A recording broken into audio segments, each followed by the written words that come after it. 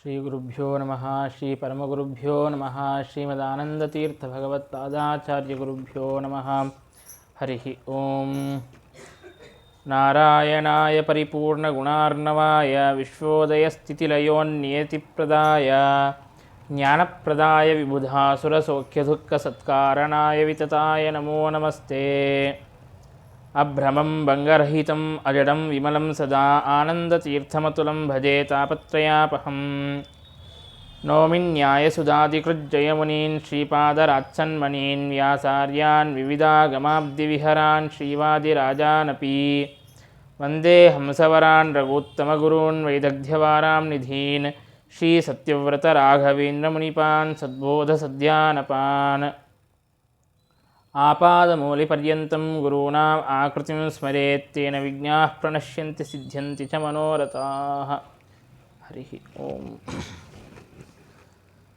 ತತಸ್ಸುವಂಶೇಷಶಿನಃ ಪ್ರಸೂತೋ ಗಾಧೀತಿ ಶಕ್ರಸ್ತನುಜೋಸ್ಯ ಚಾಸೀತ್ ವರೇಣ ವಿಪ್ರತ್ವಮವಾಪಯೋಸೋ ವಿಶ್ವಸ್ಯ ಮಿತ್ರಂ ಸ ಇಹಾಜಗಾಮ.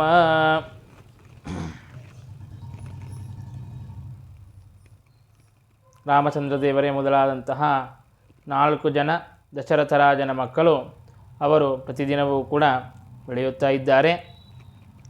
ಆಗ ಕೆಲವು ಕಾಲದ ನಂತರದಲ್ಲಿ ವಿಶ್ವಾಮಿತ್ರ ಋಷಿಗಳು ಅಲ್ಲಿಗೆ ಬರುತ್ತಾರೆ. ಯಾರು ಇವರು ವಿಶ್ವಾಮಿತ್ರ ಋಷಿಗಳು ಅಂತಂದರೆ, ಚಂದ್ರವಂಶದಲ್ಲಿ ಬರುವಂತಹ ಗಾಧಿ ಅನ್ನುವಂತಹ ರಾಜ, ಇಂದ್ರನ ಅವತಾರನಾದಂತಹ ಗಾಧಿ ಅನ್ನುವಂತಹ ರಾಜನಿದ್ದ. ಅವನ ಮಕ್ಕಳಾಗಿ ಹುಟ್ಟಿದಂತಹ ಅವರೇ ವಿಶ್ವಾಮಿತ್ರ ಋಷಿಗಳು. ಅವರು ಜನ್ಮತಃ ಕ್ಷತ್ರಿಯರಾಗಿದ್ದರೂ ಕೂಡ ವರೇನ ವಿಪ್ರತ್ವಮವಾಪ, ವರದಿಂದಾಗಿ, ಅನೇಕ ಜನರ ವರದಿಂದಾಗಿ ಅವರು ಬ್ರಾಹ್ಮಣತ್ವವನ್ನು ಹೊಂದಿದ್ದಾರೆ. ಅಂತಹ ವಿಪ್ರತ್ವವನ್ನು ಹೊಂದಿ ಬ್ರಹ್ಮರ್ಷಿಗಳಾದಂತಹ ಯಾವ ವಿಶ್ವಾಮಿತ್ರ ಋಷಿಗಳಿದ್ದಾರೆಯೋ, ವಿಶ್ವಾಮಿತ್ರ ಋಷಿಗಳು ಅಂದರೆ ವಿಶ್ವಕ್ಕೆ ಅಮಿತ್ರರಲ್ಲ, ವಿಶ್ವಸ್ಯ ಮಿತ್ರಂ, ಇಡೀ ವಿಶ್ವಕ್ಕೇನೆ ಮಿತ್ರರಾಗಿರುವಂತಹ ಗಾಯತ್ರಿ ಮಂತ್ರದಂತಹ ಶ್ರೇಷ್ಠವಾದಂತಹ ಮಂತ್ರವನ್ನು ಉಪದೇಶಿಸಿ ಇಡೀ ಜಗತ್ತಿಗೆ ಉಪಕಾರವನ್ನು ಮಾಡಿದಂತಹ ವಿಶ್ವಾಮಿತ್ರ ಋಷಿಗಳು ಅಲ್ಲಿಗೆ ಬಂದಿದ್ದಾರೆ. ಅನೇಕ ಜನರ ವರದಿಂದಾಗಿ ಅಂತಂದರೆ ಬ್ರಹ್ಮದೇವರು, ಸರಸ್ವತೀ ದೇವಿ, ಯಮದೇವರು, ಚ್ಯವನ ಋಷಿಗಳು, ರುಚಿಕರು, ವಸಿಷ್ಠ ಋಷಿಗಳು, ಇವರ ಒಂದು ವರದ ಸಮುದಾಯದಿಂದಾಗಿ ಅವರಿಗೆ ಬ್ರಾಹ್ಮಣತ್ವ ಅಂತನ್ನೋದು ಬಂದಿದೆ ಅಂತ. ಅದೆಲ್ಲದಕ್ಕೂ ಕೂಡ ಅವರು ಯಾವ ನಿಮಿತ್ತದಿಂದಾಗಿ ಆ ಎಲ್ಲ ವರಗಳನ್ನು ಕೊಟ್ಟಿದ್ದಾರೆ ಇತ್ಯಾದಿ ಕಥಾಭಾಗವನ್ನು ನಾವು ಅನೇಕ ಪುರಾಣಗಳಲ್ಲಿ ನೋಡಬಹುದು. ಅಂತಹ ವರಗಳಿಂದಾಗಿ ಅವರು ವಿಪ್ರತ್ವವನ್ನು ಹೊಂದಿದ್ದಾರೆ. ಅಂತಹ ವಿಶ್ವಾಮಿತ್ರ ಋಷಿಗಳು ಅಲ್ಲಿಗೆ ಬಂದಿದ್ದಾರೆ. ಯಾಕೆ ಅಂತಂದರೆ ಅದಕ್ಕೆ ಕಾರಣವನ್ನು ಹೇಳುತ್ತಾ ಇದ್ದಾರೆ. ತೇನಾರ್ಥಿತೋ ಯಜ್ಞ ನಿರಕ್ಷಯೈವ ಕೃಚ್ಛ್ರೇಣ ಪಿತ್ರಾಸ್ಯ ಭಯಾದ್ವಿಸೃಷ್ಟಃ ಜಗಾಮ ರಾಮಃ ಸಹ ಲಕ್ಷ್ಮಣೇನ ಸಿದ್ಧಾಶ್ರಮಂ ಸಿದ್ಧಜನಾಭಿವಂದ್ಯಃ. ಅವರು ಸಿದ್ಧಾಶ್ರಮದಲ್ಲಿ ಇದ್ದುಕೊಂಡು ಅನೇಕ ಜನ ಋಷಿಮುನಿಗಳೆಲ್ಲರೂ ಕೂಡ ಸೇರಿಕೊಂಡು ಯಜ್ಞಯಾಗಾದಿಗಳನ್ನು ಸತ್ಕರ್ಮಗಳನ್ನು ಮಾಡುತ್ತಾ ಇದ್ದಾರೆ. ಆದರೆ ಆ ಸತ್ಕರ್ಮಗಳಿಗೆ ಅನೇಕ ಜನ ರಾಕ್ಷಸರು, ಸುಬಾಹು, ಮಾರೀಚ, ತಾಟಕ ಇತ್ಯಾದಿ ಅನೇಕ ಜನ ರಾಕ್ಷಸರು, ಅಸುರರು ತಾವೆಲ್ಲರೂ ಕೂಡ ಅದಕ್ಕೆ ವಿಘ್ನವನ್ನು ಉಂಟು ಮಾಡುತ್ತಾ ಇದ್ದಾರೆ.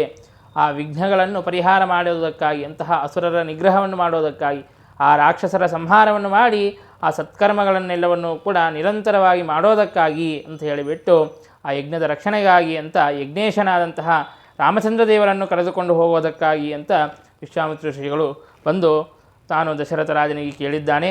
ಆದರೆ ದಶರಥ ರಾಜನಿಗೆ ಕೊಟ್ಟು ಕಳಿಸಬೇಕು ಅಂತನ್ನುವಂತಹ ಮನಸ್ಸಿಲ್ಲವೇ ಇಲ್ಲ. ಬೇಕಾದರೆ ನಾನೇ ಬರ್ತೀನಿ, ಇಷ್ಟು ಸಣ್ಣ ಹುಡುಗನ ಕರ್ಕೊಂಡು ಹೋಗಿ ಏನು ಮಾಡ್ತೀವಿ ಅಂತ ಹೇಳುತ್ತಾ ಇದ್ದಾನೆ. ಆದರೆ ವಿಶ್ವಾಮಿತ್ರ ಋಷಿಗಳು ಅದಕ್ಕೆ ಸಿದ್ಧರಾಗಲಿಲ್ಲ.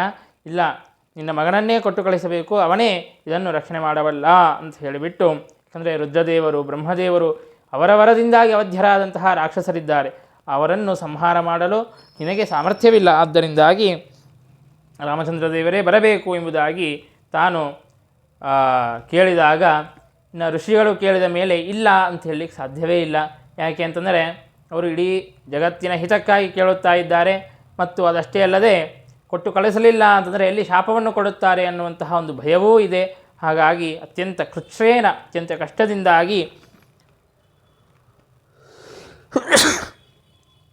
ದಶರಥ ರಾಜನು ರಾಮಚಂದ್ರ ದೇವರನ್ನು ಹಾಗೂ ಲಕ್ಷ್ಮಣನನ್ನು ಕೊಟ್ಟು ಕಳಿಸಿದ್ದಾನೆ. ಲಕ್ಷ್ಮಣನಿಂದಾಗಿ ಸಹಿತನಾಗಿ ರಾಮಚಂದ್ರ ದೇವರು ಸಿದ್ಧಾಶ್ರಮಕ್ಕೆ ಹೋಗಿದ್ದಾರೆ. ಭಗವಂತ ಸಿದ್ಧಾಶ್ರಮಕ್ಕೆ ಹೋಗೋದು ಅಂತಂದರೆ ಅಲ್ಲಿ ಸಿದ್ಧಾಶ್ರಮಕ್ಕೆ ಹೋಗಿ ತಾನು ಸಾಧನೆಯನ್ನು ಮಾಡಿಕೊಂಡು ಪುಣ್ಯವನ್ನು ಪಡೆಯೋದಕ್ಕಾಗಿ ಅಲ್ಲ. ಅದಕ್ಕೆ ಶ್ರೀಮದಾಚಾರ್ಯರು ಹೇಗೆ ಪ್ರಯೋಗವನ್ನು ಮಾಡಿದ್ದಾರೆ, ಸಿದ್ಧ ಜನಾಭಿವಂದ್ಯ, ಅಲ್ಲೇನು ಸಿದ್ಧ ಜನರಿದ್ದಾರೆ ಅವರಿಂದಾಗಿ ವಂದನೆಯನ್ನು ಸ್ವೀಕಾರ ಮಾಡಿ ಅವರಿಗೆ ಪುಣ್ಯವನ್ನು ಕೊಡೋದಕ್ಕಾಗಿ ಅಂತ ಪರಮಾತ್ಮನು ಅಲ್ಲಿಗೆ ಹೋಗಿದ್ದಾನೆ.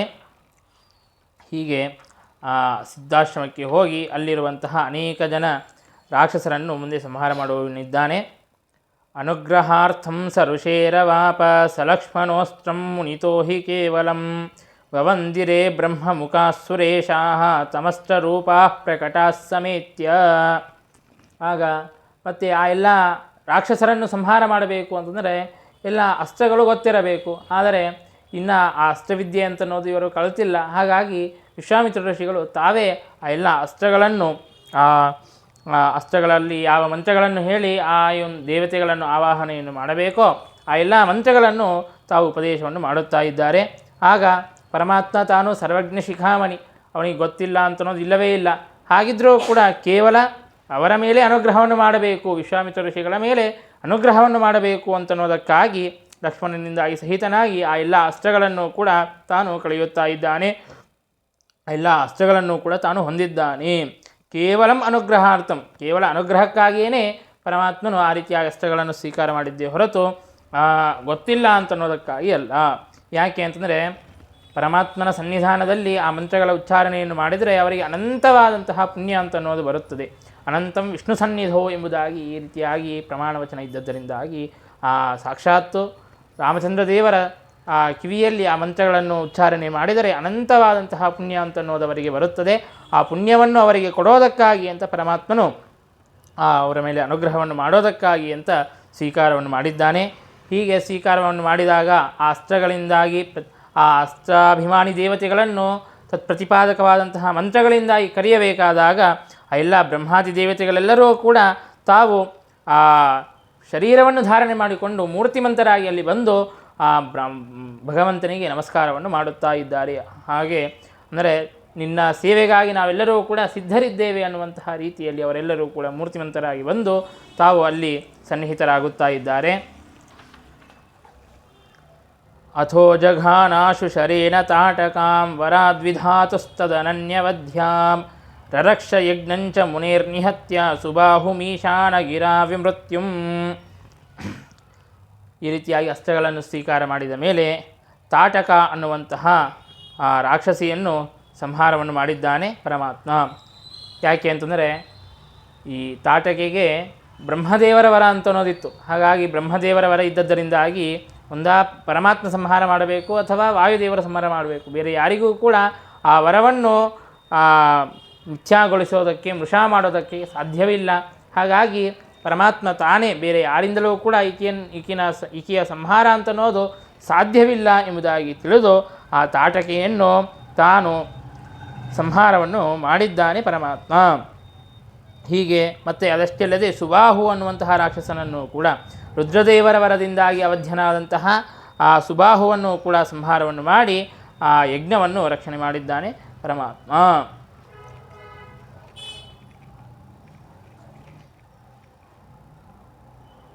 ಈ ತಾಟಕ ಅನ್ನುವಂತಹ ರಾಕ್ಷಸಿ ಯಾರು ಅಂತಂದರೆ ಮಾರೀಚ ಅನ್ನುವಂತಹ ಏನು ರಾಕ್ಷಸನನ್ನು ಕೇಳುತ್ತೇವೆಯೋ ಅವಳ ತಾಯಿಯೇ ಈ ತಾಟಕ.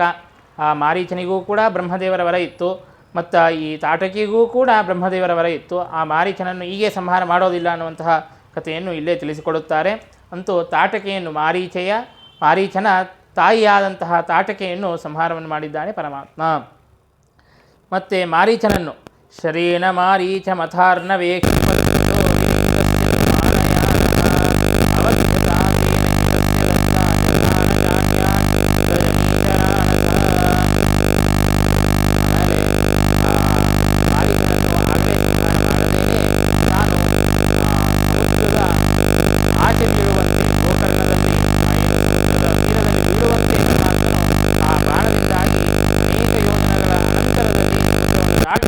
ಬೀಳಿಸಿದ್ದಾನೆ.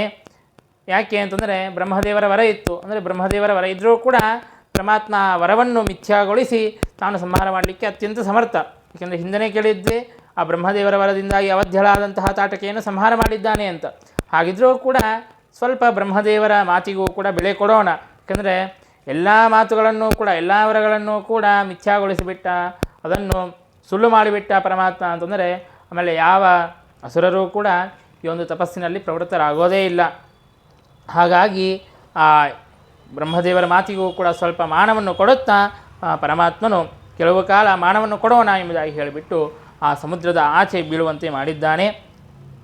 ಹೀಗೆ ಪರಮಾತ್ಮ ಅವನನ್ನು ಆಚೆ ಬೀಳಿಸಿ ಇನ್ನು ಬೇರೆ ಎಲ್ಲ ಉಳಿದಂತಹ ಏನು ರಾಕ್ಷಸರಿದ್ದರೋ ಆ ಎಲ್ಲ ರಾಕ್ಷಸರನ್ನು ಕೂಡ ಸಂಹಾರವನ್ನು ಮಾಡಿ ಈ ರೀತಿಯಾಗಿ ಯಜ್ಞದ ರಕ್ಷಣೆಯನ್ನು ಮಾಡಿದ್ದಾನೆ. ತದಾ ವಿದೇಹೇನ ಸುತಾ ಸ್ವಯಂವರೋ ವಿಘೋಷಿತೋ ದಿಕ್ಷು ವಿದಿಕ್ಷು ಸರ್ವಶಃ ನಿಧಾರ್ಯ ತದ್ಗಾಧಿ ಸುತಾನುಯಾಯಿ ಯಯೌ ವಿದೇಹಾನ್ ಅನುಜಾನುಯಾತಃ. ಸರಿಯಾಗಿ ಈ ರೀತಿಯಾಗಿ ಅಲ್ಲಿ ಯಜ್ಞವನ್ನು ರಕ್ಷಣೆ ಮಾಡಿದ್ದಾನೆ. ಆ ಯಜ್ಞದ ರಕ್ಷಣೆ ಅಂತನ್ನೋದಾದ ಮೇಲೆ ಆ ಸಂದರ್ಭದಲ್ಲಿಯೇ ವಿದೇಹರಾಜ ಜನಕರಾಜ ತನ್ನ ಮಗಳ ಒಂದು ವಿವಾಹ ಅಂತನ್ನೋದಿದೆ, ಸ್ವಯಂವರ ಅಂತನ್ನೋದಿದೆ ಎಂಬುದಾಗಿ ಆ ಸ್ವಯಂವರದ ಘೋಷಣೆಯನ್ನು ಎಲ್ಲ ದಿಕ್ಕು ವಿದಿಕ್ಕುಗಳಲ್ಲಿಯೂ ಕೂಡ ಆ ನಗಾರಿಯನ್ನು ಬಾರಿಸಿ ಆ ಸ್ವಯಂವರದ ಘೋಷಣೆಯನ್ನು ಮಾಡಿದ್ದಾನೆ.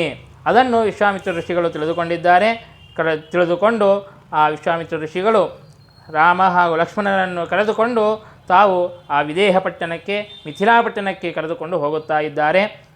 ಆ ವಿಶ್ವಾಮಿತ್ರರನ್ನು ಅನುಸರಿಸಿ ಮತ್ತು ಆ ಲಕ್ಷ್ಮಣನಿಂದಾಗಿ ಅನುಸೃತನಾಗಿ ರಾಮಚಂದ್ರ ದೇವರು ಆ ಮಿಥಿಲಾಪಟ್ಟಣಕ್ಕೆ ಹೋಗುತ್ತಾ ಇದ್ದಾರೆ. ವಿದೇಹಾನ್ ಅನುಜಾನುಯಾತಃ ಅಂತ ಈ ರೀತಿಯಾಗಿ ಶ್ರೀಮದಾಚಾರ್ಯರು ಪ್ರಯೋಗವನ್ನು ಮಾಡಿದ್ದಾರೆ. ಅದಕ್ಕೆ ಸತ್ಯಧರ್ಮ ತೀರ್ಥರು ಸುಂದರವಾದಂತಹ ವ್ಯಾಖ್ಯಾನವನ್ನು ಮಾಡುತ್ತಾರೆ. ಅನುಜಾನುಯಾತಃ ಅಂದರೆ ಅನುಜ ಅಂತಂದರೆ ತಮ್ಮನಿಂದಾಗಿ ಸಹಿತನಾಗಿ ಅನುಸೃತನಾಗಿ ಪರಮಾತ್ಮನು ಹೋದ. ಅಂದರೆ ರಾಮ ಮತ್ತು ಲಕ್ಷ್ಮಣ ಇಬ್ಬರೂ ಕೂಡ ಹೋದರು. ರಾಮನನ್ನು ಅನುಸರಿಸಿ ಲಕ್ಷ್ಮಣನೂ ಕೂಡ ಬಂದಿದ್ದಾನೆ ಅಂತನ್ನುವಂತಹ ಒಂದು ಸಾಮಾನ್ಯ ಮೇಲ್ನೋಟಕ್ಕೆ ಅರ್ಥ ಅಂತನೋ ತೋರುತ್ತದೆ. ಅದು ಸತ್ಯವಾದಂತಹ ಅರ್ಥ. ಅದಕ್ಕೆ ಮತ್ತೊಂದು ಅರ್ಥವನ್ನು ಕೂಡ ಸತ್ಯಧರ್ಮ ತೀರ್ಥರು ತಿಳಿಸಿಕೊಡುತ್ತಾರೆ. ರಾಮಚಂದ್ರ ದೇವರು ಸೀತಾ ಸ್ವಯಂವರಕ್ಕೆ ತಾವೊಬ್ಬರೇ ಹೋಗಲಿಲ್ಲ ಅಂತ, ಸೀತಾದೇವಿಯಿಂದಾಗಿ ಸಹಿತರಾಗಿಯೇ ರಾಮಚಂದ್ರ ದೇವರು ಹೋದರಂತ. ಯಾಕೆ ಅಂತಂದರೆ ರಾಮಚಂದ್ರ ದೇವರಿಗೂ ಸೀತಾದೇವಿಗೂ ಅಂದರೆ ಲಕ್ಷ್ಮೀನಾರಾಯಣರಿಗೆ ವಿಯೋಗ ಅಂತನ್ನೋದೇ ಇಲ್ಲ, ನಿತ್ಯಾವಿಯೋಗಿಗಳು. ಹಾಗಾಗಿ ಪರಮಾತ್ಮ ಅನುಜ ಅಂತಂದರೆ ಪರಮಾತ್ಮನನ್ನು ಅನುಸರಿಸಿ ಹುಟ್ಟಿದಂತಹ ಆಕಿ ಸೀತಾದೇವಿ. ಅನುಜ ಅಂತಂದರೆ ಸೀತಾ ಲಕ್ಷ್ಮೀದೇವಿ. ಹಾಗಾಗಿ ಅನುಜಾನುಯಾತಃ ಅಂದರೆ ಸೀತಾದೇವಿಯಿಂದಾಗಿ ಸಹಿತನಾಗಿಯೇ ಪರಮಾತ್ಮ ಸೀತಾದೇವಿಯ ಸ್ವಯಂವರಕ್ಕೆ ಹೋದ. ಅಂತಂದರೆ ಎಲ್ಲ ಜನರಿಗೆ ದೃಷ್ಟಿಗೋಚರರಾಗಿರಲಿಲ್ಲ ಸೀತಾದೇವಿ, ಆದರೆ ರಾಮಚಂದ್ರ ದೇವರ ಜೊತೆಗೆ ಒಂದು ಅಂಶದಿಂದಾಗಿ ಒಂದು ರೂಪದಿಂದಾಗಿ ಇದ್ದಳು. ಹಾಗಾಗಿ ಸೀತಾದೇವಿಯಿಂದಾಗಿ ಸಹಿತನಾಗಿಯೇ ಪರಮಾತ್ಮನು ಹೋಗಿದ್ದಾನೆ ಅಂತನ್ನುವಂತಹ ಆ ಸೀತಾರಾಮರ ಲಕ್ಷ್ಮೀನಾರಾಯಣರ ಆ ಅವಿಯೋಗ ಅಂತನ್ನೋದನ್ನು ನಿತ್ಯ ಸಂಬಂಧವನ್ನು ತಿಳಿಸಿಕೊಳ್ಳುತ್ತಾ ಆ ರೀತಿಯಾಗಿ ವ್ಯಾಖ್ಯಾನವನ್ನು ಮಾಡಿದ್ದಾರೆ ಸತ್ಯಧರ್ಮ ತೀರ್ಥರು. ಹೀಗೆ ಪರಮಾತ್ಮನು ಆ ವಿದೇಹ ಪಟ್ಟಣಕ್ಕೆ ಹೋಗುತ್ತಾ ಇದ್ದಾನೆ. ಮಧ್ಯದಲ್ಲಿ ಅಹಲ್ಯೆಯ ಉದ್ಧಾರವನ್ನು ಮಾಡುತ್ತಾನೆ ಇತ್ಯಾದಿ ಕಥಾಭಾಗ ಅಂತನ್ನೋದನ್ನು ಮತ್ತೆ ತಿಳಿಯೋಣ ಎಂಬುದಾಗಿ ಹೇಳುತ್ತಾ ಭಾರತೀಯ ಮುಖ್ಯ ಪ್ರಾಣ ಅಂತರ್ಗತ ಶ್ರೀಕೃಷ್ಣ ಅರ್ಪಣಮಸ್ತು.